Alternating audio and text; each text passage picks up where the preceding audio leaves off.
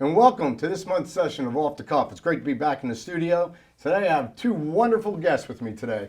I have Detective Sergeant Ryan Peters. Ryan, welcome to the show, buddy. Thank you, sir. And we have Amy Herber of Summit High School. Amy, welcome. Thank you. How you doing? Well, So, let me ask you this. You were my first guest I was. a long time ago. How many years do you think that's Over been? 5 years, I think, yeah. Over 5 Looking years. Back, yeah.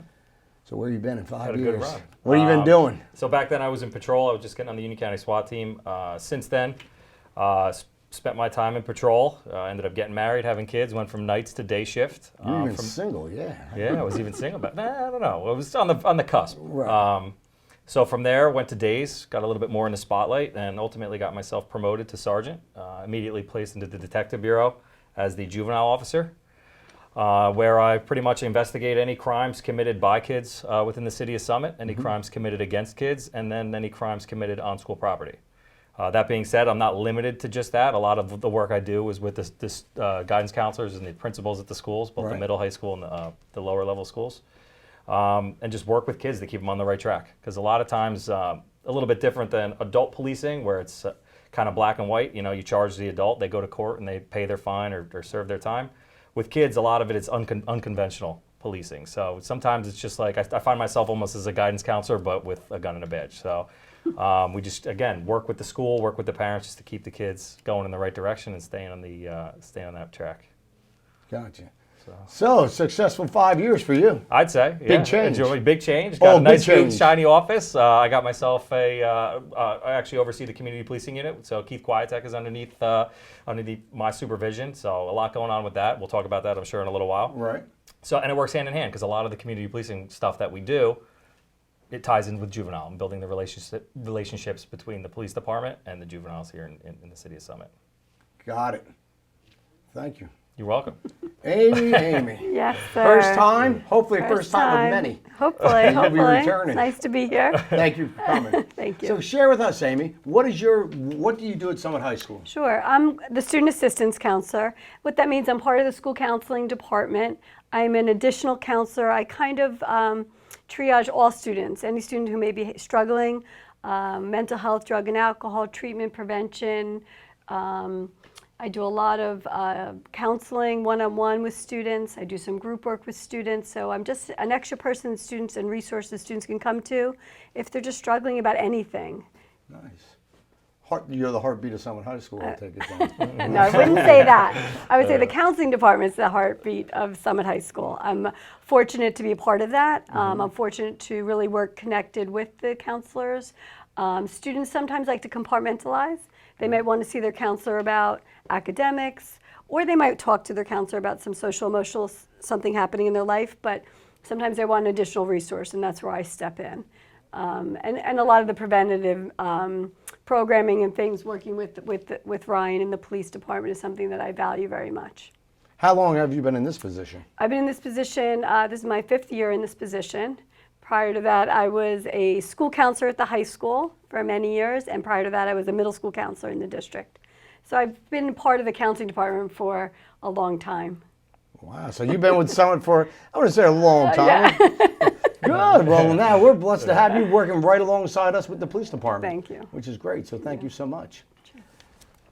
Tell us some of these great programs where the Summit Police Department and Summit High School are working together to make the lives of our children. So for the last, I'd say almost about a year, about nine or 10 months ago, we started planning for our third biannual event at Summit High School, which is called OM3D, One Moment, Three Decisions. It's mirrored off of the Every 15 Minutes program.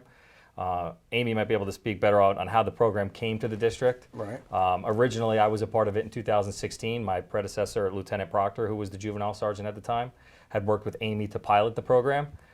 We got such a great response from the parents and the students involved that it was decided by not only the chief but the Board of Education to move forward, and now we've continued it in 2018, where I took over as the counterpart to Amy from the police department to serve as the two head planners for the program, and now we're going to continue it for a third time. I can say it is getting a little bit easier, but Amy, I mean, we get the emails approximately a year in advance because the logistics behind this program are, there's so many different moving parts for a 2-day event that we need to start planning approximately a year in advance. So we're coming up on the tail end of that. I can't give the date away, but it will be the spring of 2020.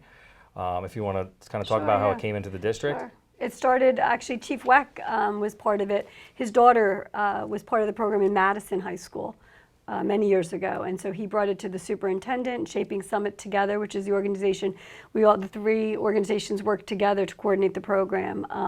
Chief Weck is a big supporter of this, saw the value as a parent, and approached us, and we teamed up right away. That was my first year as student assistance counselor. I worked with Sergeant Proctor, Lieutenant Proctor, and it was a great experience for me to work with the police department. I had worked with them in other, going to Stokes or doing other little events, but this was a huge overnight event, really digging in with a bigger part of the police department. And the student involvement, we have about 40 students that are kind of our actors in the program. It is a 2-day event. It's a simulated car accident.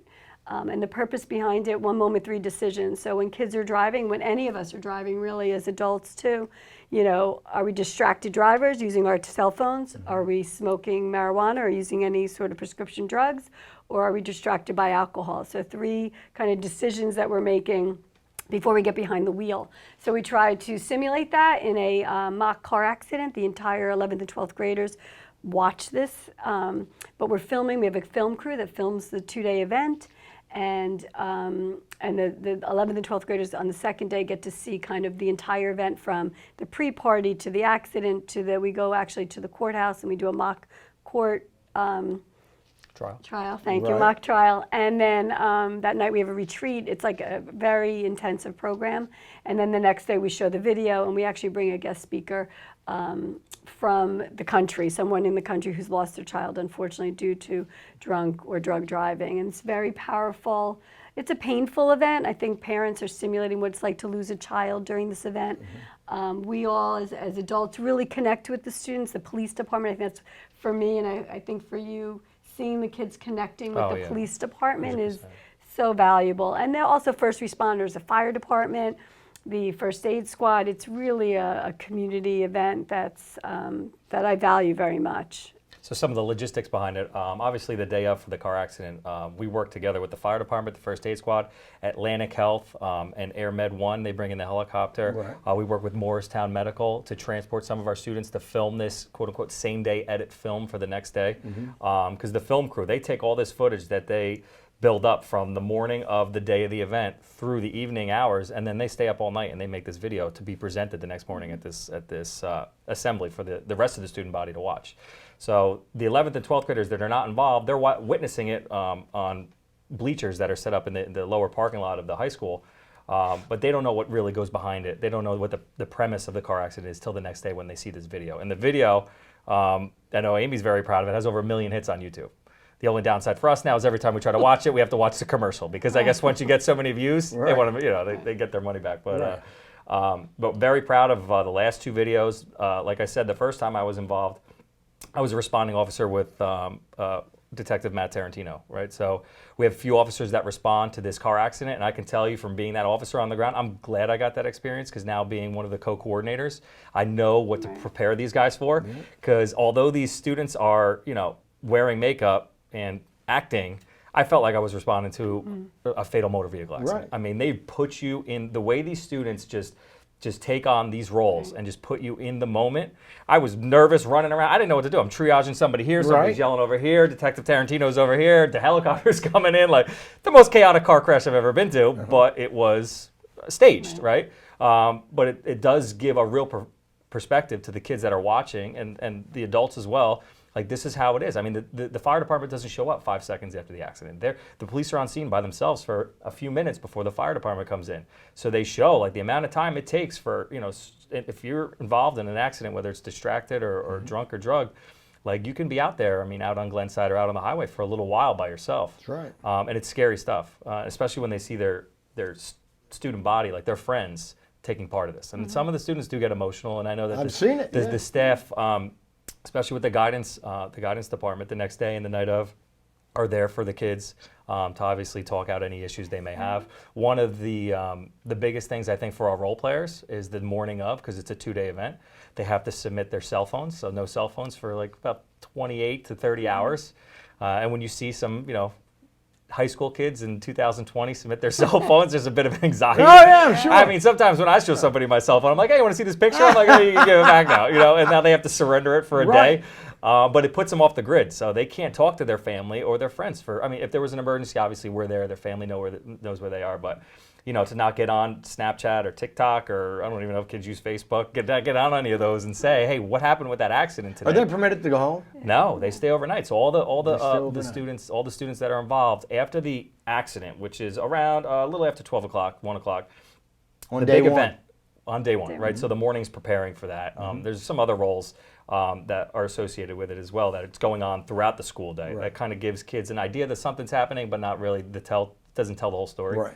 But once the accident plays out, we then, there's a change of clothes, there's some preparation work, we get the kids over to the courthouse and we do this trial scene, which is very emotional because a lot of the kids are planning on continuing their life, but as a result of this accident, we have one child that's deceased, some others with serious injuries. One obviously is going to be in trouble for the one of the D drivings, whether it be drunk or under the influence or distracted, Right. and causing the accident. But from there, we wrap everything up, and then all of us go collectively to the Grand Summit Hotel. So you have the counselors, Principal Grimaldi, the assistant principals, myself, Officer Quietek will be there. And we have this retreat, and we eat and we talk, and again, no cell phones. So you see board games coming out that we haven't seen since we were kids. Right. And when we look at the reflections from the kids, some of the stuff they say love was that. like, it's good to get to know some of the kids that I go to school with, because oftentimes they communicate, through their technology, but never that personal feeling. So that's one of the things I think they take away. One of the things we take away as police officers, I felt in the first one and the second one, was building that relationship. And it breaks down a little bit of a barrier, because late at night, once we go back to the hotel, we're wearing jeans and a sweatshirt. I'm not wearing the blues, right? So they see us as people, and then we kind of break down and talk about our personal life and tell them how we are and how we came to this position. So that's always fun to see how they react to that and learn about them, and then you build this bond. I mean, I know I do. Every time I see an OM3D kid, it's like, how are you doing? How are things? Where are you going to school? What's going on? And it sticks with them. And then that's one of the most important things, because they say that, if you reach one kid, the program's worth it. I feel like we made way more than that. I mean, How many kids are involved? The student- 40, about 40. 40. How do you choose? It's a long. Good. It's I'll let you take this Yeah, one. no, that's okay. It's really, kids are recommended, students are recommended, a large group of students, and then I meet with them and we do have small group meetings. Right. We're really looking for students who are willing to kind of go out of the box, right, and be willing to take on this role, which is, a little bit risky, Oh, yeah. getting out of their friend group. Students who are willing to meet other kids and be willing to just go out of the box. I said that already. So one of the things that we meet with them, we talk about the program. Also, I don't know everybody's experience with death. I don't know everybody's experience with decision making, driving, car accidents. So I'm very mindful of that. So when we're talking to students, I let them know, look, I don't know your experience. You don't have to do this. We don't put any pressure on the kids. Kids make their own choice with their parents. So we do a kid meetings. We do parent meetings. Let the parents see the video. Let them know what they're involved in.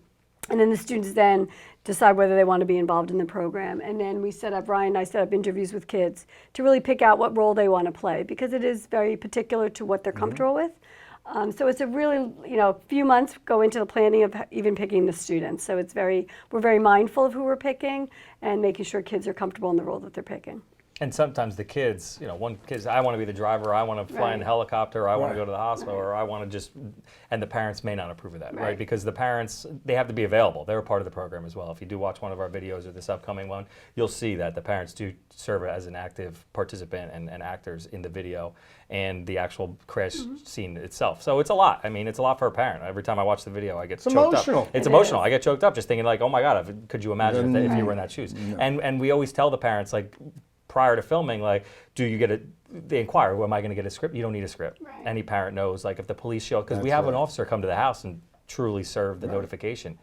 And you see these parents react, and it's... You don't need a script. You don't No, need and even with it's the the most kids. authentic Right. reaction you can possibly imagine. And it really, just watching the video, you could tell the emotion when we had the parent meeting. Parents were getting emotional. I'm looking off to the side. I'm like, it's I it's a little bet. dusty in here, you know. But How can parents go on now, like after the show today? How can they go on and check out the Summit OM3D? If they go to YouTube and put in OM3D 2018 Summit, they'll get it. They'll get it. it'll be the Yeah, one with and they over a should. million hits. With over Say a that million again. hits. Over a million hits. Yeah. Over 1 million hits. Yeah. Summit's gotten just over a million hits. Yep. And really, when you see these kids, we don't. Cool is Same that? thing with them. They ask for scripts and stuff. We're like, no, when you're in it, you're in You it. go with it. And we do. I would say Atlantic Health is fabulous. When they do the makeup, they will say, "This is your injury. This is how you might respond." They'll like kind of prep the kids a little bit about what their experience, what their body's experiencing, and then they're literally sitting in this car waiting for the show to begin. And you know, their adrenaline's going. And as soon as we're going. Pull the tarps off to it's reveal the car accident. Unbelievable to see these kids kind of just Take own it. their situation. And it's hard. And at night when we do the retreat, I take that very seriously. I mean, I send emails to parents, hey, we're all tucked in, and Right. you know, I have kids of my own, and I think, well, how would I want them to be? We feed them really well. We play lots of fun games, Sure. and when we're at night, you know, we're doing a lot of reflection. The counselors are great, giving up their evening, coming in. We do a lot of talking about what they experience, and then let's have some fun. You know, you had to do both. So Right. it's really. And what's nice too is that we incorporate not just the school and the police department, but some vendors. Like we Yes. spoke about Shaping Summit together. They're nice enough to sponsor whatever financial liability Right. is associated with the program. Obviously, our speaker needs to come out, the flight, the hotel accommodations for us and the students. You know, Village Trattoria, Manhattan Bagel, DeFalco's Tow, they provide the cars. So you have like a whole conglomerate of just outside vendors willing to participate and put themselves out there for the education of the kids, which is good because it's really bringing you want to talk about community, bringing the community together for an educational program for our juniors and seniors at the pivotal time when they need it, which I think we really hold our hats on, and it's really exciting. How did OM3D get its I'll let Amy take this one. Its title? Yeah. It's, you know, it's actually a national program, and it's entitled Every 15 Minutes. And so the research then, when it, you know, years ago, was that somebody died in a drunk driving accident every 15 minutes. When Summit started doing research, and, you know, with Chief part of that, we realized the statistics were not accurate. And when kids are talking to me, they tell me they're not driving drunk. They use Uber. It's not as relevant to them. So we started thinking about how can it be relevant to our students in Summit. And we decided a lot of students think that you could smoke weed and still drive safely. And the reality is we know that that's not true. And so we incorporated the 3 decisions. So using drugs, because a lot of kids will drive using smoking pot and getting in the car thinking they drive better, they're safer. And texting, that's become an issue. Snapchat, you know, let's take a quick pick. Spotify, right? The kids, all of us. I don't even mean to say kids. You know, I'm an adult, and sometimes I get distracted, right? So it's really taking the 3 things that really focus and affect our driving, and how can we impact our students. The difficulty we found, we do tend to look at the alcohol a lot, because when we go to the court scene, it's very statistics. You know, you guys are police officers, right? The numbers, you know, don't lie. So it's interesting. We go to court. The attorneys are trying. You know, he's trying to get his client off and trying to win. And so if there's that gray with cell phones, so we do keep the alcohol in it. It's still important. I know people say they don't, you know, drive drunk, but the reality is last year, you know, there was someone who was just arrested in the same. Am I allowed to say that? The day of our program, somebody was under arrest for driving. In the cell next to our student. So we put our student in the cell. Yeah. Next to our Ironically student not. was, you know, an older person, you know, but still, you know, Right. these kids, you know, teenagers become adults making decisions. So we're hopeful. That was in the middle of the day. Middle of It the was day. middle of the day. Yep. I know, it was The so kids were blown away. powerful. The kids were blown away. Were they? Yeah. And Chief talked about it at our next meeting, you know, Yeah. next day at the event. We were all blown away. So it's great. So that's how we ended up with one moment, 3 decisions. We felt like that really encompasses what's happening in Summit, and really reaching our students. And I bet you a lot of other districts reach out, and police departments, to Summit. There's quite a few districts in our area specifically that do the every 15 minutes program, and it's very similar to what we do. I mean, It we is. mirror right off of it. It's just the name is the only thing that really differentiates. Well, but we do incorporate a lot of our scenarios. We incorporate in the video. We like if you look at our video, the accident's happening when she's showing the phone to her Yeah, friend. distracted You know, so we're part. really trying to bring that up even more. So Yeah. yeah, the other schools really focus on the drinking The aspect. drinking, the distracted. How long is the whole video when you go on YouTube to watch the actual video? 15 minutes, yeah. 15 Yeah, minutes. it's great. I mean, you'll see our camera crew, they're amazing. We're hoping to incorporate some of our students in the filming this year. So to get, we try to get as many students. We have student photographers there, so they're taking pictures and keeping in the action. We try to incorporate as many students as possible. Is it every year or every other year? Every other year. Every So other the students ultimately will get it because it's for the junior and senior class. Mm-hmm. Freshmen and sophomores kind of get an idea of something's going on. If they have a sibling that's in it, they'll get a little bit more of an idea. Maybe they watch the video at home. But it's because of the limitations, one, on the size of the bleachers and how many kids we can get out. And you don't want to lose too many of the kids having the whole school out Right. there. So for the juniors and seniors, especially sending them off to college, in the hopes that. And it's prom time. Right. Prom time. And I tend to run programming every 2 years so that you're doing different programming with 9th and 10th graders, different with 11th and 12th graders, and so they rotate through it. The idea is to give everybody an opportunity. The off year, we run something called Challenge Day, which is more about, it's a unity event with 100 students, and it's about building community and making you feel like you're not alone and kind of sharing some of your story with each other and kind of level the playing field for all the kids in Summit. We have like 25 staff members involved in that. So we try to look at kind of the whole student and doing different activities for different students, so we kind of reach all different kids. What a great place to grow up. Seriously. Yeah. I mean, Summit, how blessed we are to have all the resources out there that we have. I feel that way. I feel lucky to have been a part of it for so many years and see it evolve. And I feel like it's a community. When you go to the people who are kind of in charge, the chief, the principals, the board of ed, and say, I have this idea, almost every time they're like, let's do it, let's try it. You know, they're willing to be innovative and they're willing to tackle tough subjects in Summit. And it seems like every time you do it, you're coming up with more creative, different ideas to enhance the program. Sure, definitely. It's definitely getting easier to plan on It's the third time. definitely- Yeah, the first Yeah, the time, first it's split, there's a lot of yeah, moving first year parts. was A lot of really moving tough. parts. So the second time, it was my It first is. time. Lieutenant Proctor was nice enough to kind of mentor me. Right. So now that I've kind of got that one official one under my belt, for this time, I think. Oh, you're ready to go, man. Yeah, the engine's Yeah. pumping on. Right, So, yeah. We feel pretty good. Ain't no pumping the brakes either, man. No, we're Going going right there. ahead. Once I they like it. say We're go. going. This is And great. Ryan Yeah, this really train does. is going pulling out of the station whether we want to or not. I So we like got to it. get Good. prepared. Yeah, and Ryan, you know, we work a lot together, obviously, but not just on the OM3D. Oh, no, No, you no, two are no, a but dynamic we- duo. no, we- This is it. I You left two my have cape got at it the going door. on. Right, yeah. I like it. no, but you really work with the community and the first responders. Yeah. You know, I'm doing a lot with the students, and then we blend it together. So it really, So our roles, good. although different, come together Right. for the event. right. Boy, we have a long way to go and a short time to get there, unfortunately. I mean, Yeah. there's a list of questions that I want to ask you all, but we don't have much more time. But a couple things I want to touch base on. I want to touch base on the Read Across America.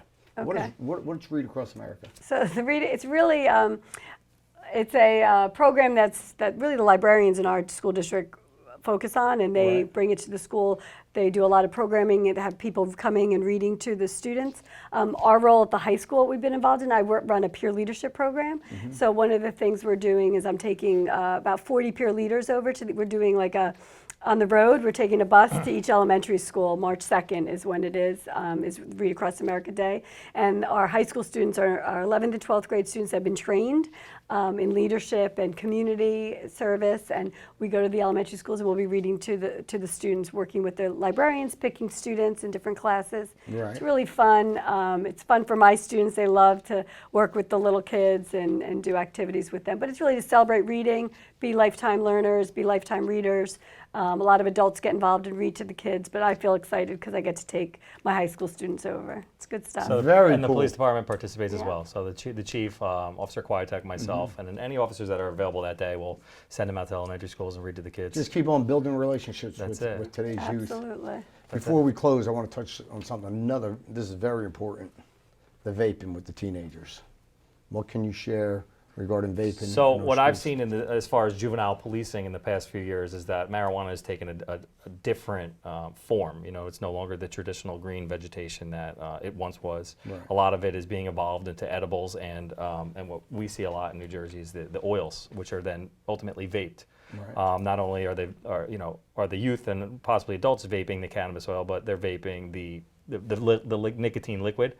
And what we're finding and doing research and doing some presentations for parents and working with prevention links from Union County and the school is, this is an uncharted territory as of right now. I mean, there's decades of research on what the effects of smoking cigarettes do to your lungs, but very few years, not even decades, of research on what this cannabis or just this oil that you vape ingest, whether it be nicotine or cannabis, does to your lungs. And we had a pulmonologist, correct? Right? Yep, Pulmonologist come in for a parent kind of informative meeting where we had a few different experts on the topic, and he actually showed some X-rays of a juvenile male who had been vaping just for a few months, and some of the permanent damage that was done to his lungs. It's called popcorn lung. Yeah, popcorn lung. Yeah. So there was a specific chemical that gets manufactured during the process of the oil turning into this vapor. It actually becomes an aerosol, and it does permanent damage to the lungs. And again, we're only a few years into this vaping craze, and we don't know what the long-term health effects are. So we're trying to get a proactive role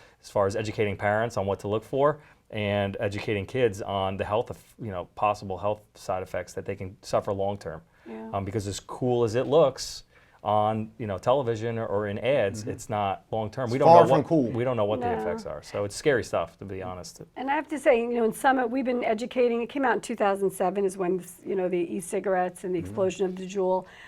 We have been educating our staff. We have been showing them what it looks like because kids would charge them in their Chromebooks and educating parents. We've had programs every year. I was very happy we put this program together this year specifically for Summit parents.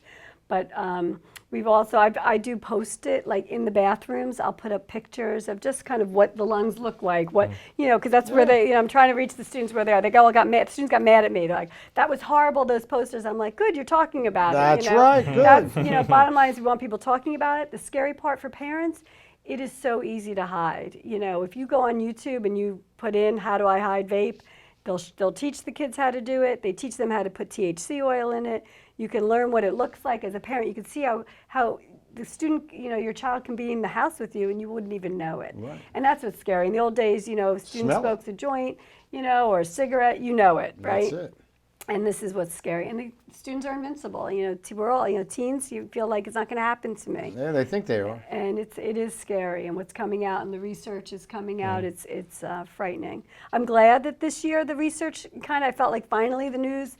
I mean, not that I want people sick, but it's showing people that this is real stuff. Anytime you inhale something, of course it's going to do negative effects Damage. to you. And hopefully some of the legislation that's coming down the pike can really limit the industry's targeting to under it, because Yep, they it does found in target. certain research they're targeting the youth, right? So there was actually a decline in tobacco use over the course of the early 2000s because the education was out there and kids, you smell, it's not good for you, why do it? But then all of a sudden we saw the decrease actually get inverted. Now there's an increase of tobacco use because of the Juul and because of the THC oils. And they put all the flavors in, so they, it's fun, it They're tastes more good. It attractive, does, right, when we smoke a cigarette, ugh, Right, but now nasty. it's like, this Yep. tastes Yeah. great. And, and it's really the students not realizing it, that the damage that they're doing. And It's sad. It's sad. Very sad. So with that said, I want to thank you. That's very informative. We have a lot more we could discuss, but we're going to have to save it for another time. Amy, okay. Ryan, and back to the audience, studio audience, everybody out there on the TV screen, we want to tell you, especially the kids, all you summer teenagers, how important it is to when you are in school in this OM3D program, to put all your heart into it, all your mind into it, and take it as seriously as you could possibly take it. And we hope that it truly makes an impact, a very positive impact on your life, and that you'll make the right decisions. We want you to know that all the educators and staff at Summit Schools and the police department, fire department, all of us, we love you guys. We want to see you live long, happy, healthy, blessed lives. We're here to encourage you, we're here to support you, and we're always here to help you. You always have friends at the Summit High School and Summit Police Department. So with that said, have a great rest of the day, and we'll be back next month. God bless you.